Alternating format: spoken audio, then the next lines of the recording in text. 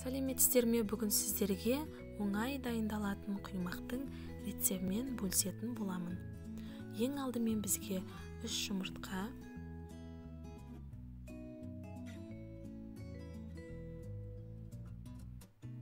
одан кейін 200 грамм ұнды жақсылап араластырып, үстіне 4 ас қасық қантымызды салып, тағы да ұн салып араластырамыз. Жақсылап араластырып болғаннан кейін 4 ас қасық сұйық майымызды құйып, тағы да жақсылап араластырамыз.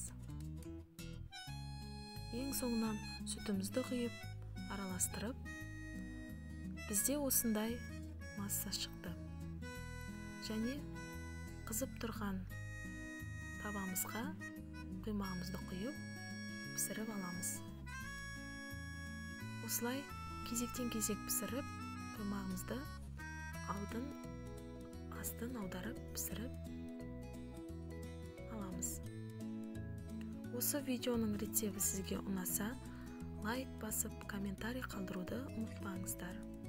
Астарыңыз дәмді болсын.